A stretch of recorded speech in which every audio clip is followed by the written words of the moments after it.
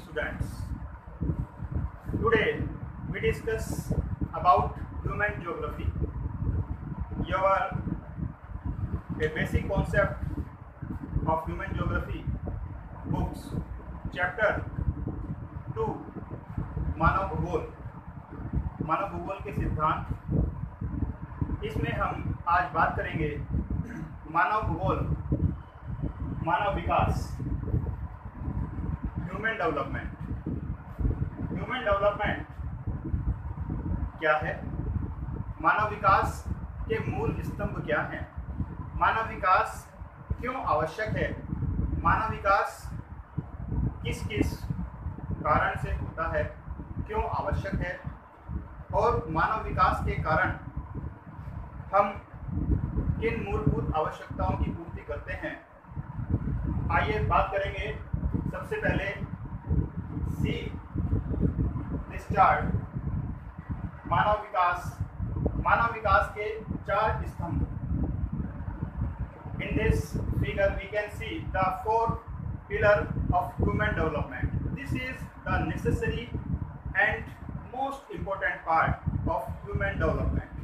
So let's start. We discuss first of all मानव विकास का पहला स्तंभ जो आता है उसमें चार बातें महत्वपूर्ण हैं।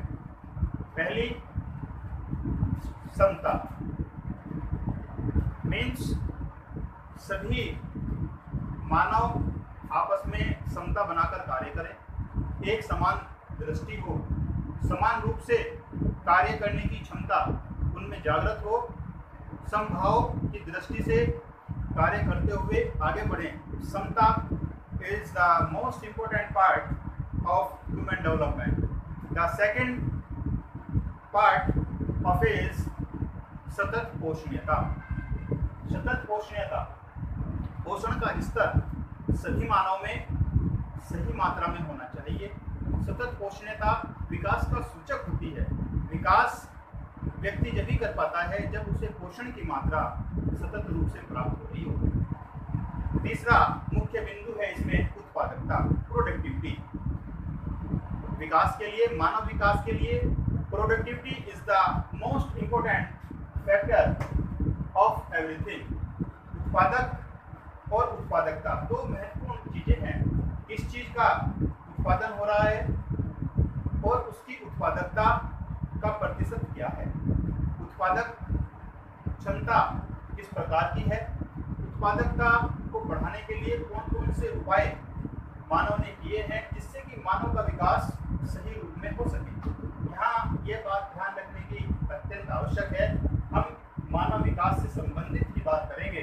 मानव विकास अगर सही मायने में परिपूर्ण है तो क्षेत्र का विकास, आपके आसपास रहने वाले समाज का विकास, हमारे प्रदेश का विकास, राष्ट्र का विकास स्वयं हो जाएगा। तो मानव का विकास बहुत महत्वपूर्ण है। इसमें अगला पॉइंट है सशक्तिकरण। आज वर्तमान युग में इसका महत्वपूर्ण स्थान है क्योंकि इसमें दो बातें आती हैं। नंबर एक पुरुष सशक्तिकरण, नंबर दो महिला सशक्तिकरण। महिला सशक्तिकरण पर आज बहुतायत जोर दिया जा रहा है। अधिक से अधिक मात्रा में महिलाओं को सशक्त बनाया जा रहा है, स्वावलंबी बनाया जा रहा है।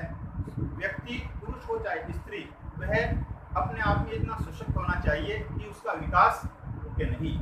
अब बात करें मानव विकास का दूसरा स्तंभ है हमारा मानव विकास के घटक सूचक।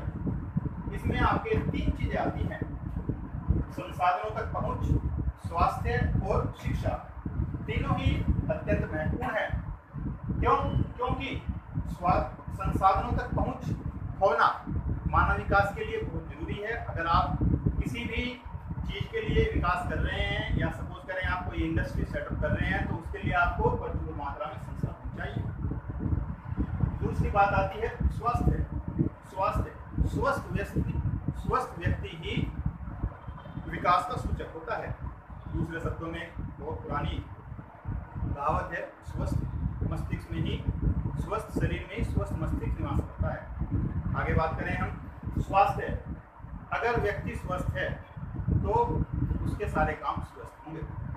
स्वास्थ्य की बात करें तो वर्ल्ड हेल्थ ऑर्गेनाइजेशन जो स्वास्थ्य को लेकर कार्य करता है पूरे विश्व में, और स्वास्थ्य सभी व्यक्तियों का सही रहे इस पर अनेक योजनाएं भी संचालित करता है, चाहे वह विभिन्न राष्ट्रों के माध्यम से हो, चाहे भारतवर्ष की बात लें तो भारत सरकार के माध्यम से, केंद्र सरकार के माध्यम से, राज्य सरकार के माध्यम से। स्वास्थ्य सबसे महत्वपूर्ण चीज है। जिन देशों में मानव विकास सूचकांक अधिक है उसकी अभी हम बात करेंगे अगले पॉइंट में। तो बात करते हैं हम, स्वास्थ्य अत्यंत महत्वपूर्ण है मानव विकास के लिए। तीसरी चीज है शिक्षा, एजुकेशन। अगर व्यक्ति स्वस्थ है तो वह कार्य करने में स्वस्थ रहेगा, उसके सभी कार्य सफल होंगे। शिक्षा महत्वपूर्ण स्थान रखती है, बेसिक शिक्षा, और उसके बाद आपकी उच्च स्तर की शिक्षाएं ये महत्वपूर्ण स्थान रखती हैं। शिक्षा मानव को ही नहीं क्षेत्र को भी शिक्षित करती है, उसको बलवती बनाती है। शिक्षा के माध्यम से मानव का मस्तिष्क विकास संपूर्ण होता है, और जब व्यक्ति का मस्तिष्क विकास संपूर्ण होता है तो वह आगे की ओर अग्रसर होना प्रारंभ होता है।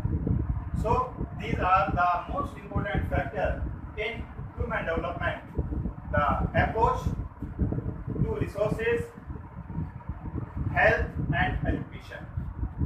Now we discuss about the third factor is the indicators of human development. मानव विकास सूचकांक। मानव विकास सूचकांक में हमारे 3 मुख्य सूचकांक हैं।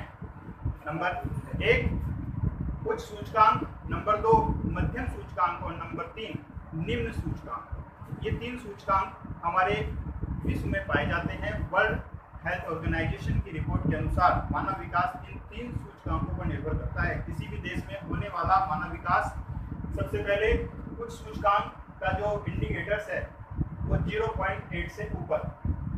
जिन देशों में मानव विकास उच्च सूचकांक के स्तर पर पाया जाता है वो देश उच्च स्तर की श्रेणी में आते हैं। इसमें 57 देश सम्मिलित हैं, पूरे विश्व में इसमें 57 देश सम्मिलित हैं, और इन देशों में सूचकांक का स्तर 0.8 से ऊपर है।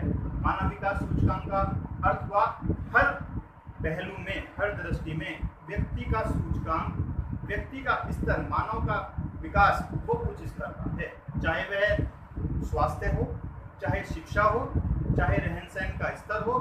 किसी भी चीज को देखें तो वहाँ मानव विकास अत्यधिक उच्च पाया जाएगा।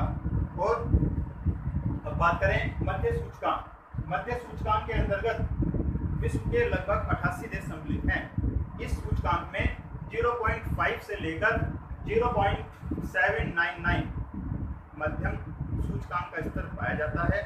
इस सूचकांक के स्तर के माध्यम से मानव विकास का सूचकांक, मानव विकास का स्तर वो मध्यम स्तर का पाया जाता है, जिसमें मनुष्य को मानव विकास की दृष्टि से मध्यम स्तर की सुविधाएं, स्वास्थ्य मध्यम स्तर का, या कुछ पहलू उच्च स्तर के और कुछ मध्यम स्तर के निम्नलिखित श्रेणी में पाए जाते हैं। अब बात करें निम्न सूचकांक।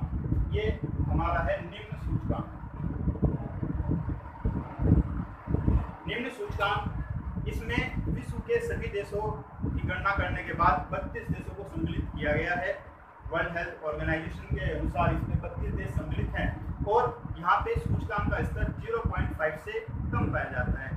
इट मीन्स जो मानव विकास का स्तर है वो निम्न स्तर का होता है, चाहे उसमें स्वास्थ्य की सेवाएं हों, चिकित्सा सेवाएं हों, शिक्षा की सेवाएं हों, सुरक्षा की दृष्टि से यहाँ पे मानव विकास निम्न स्तर का देखा जाता है। तो ये हमारे हो गए मानव विकास सूचकांक के स्तर। उपागम की चर्चा हम अगले भाग में करेंगे। धन्यवाद।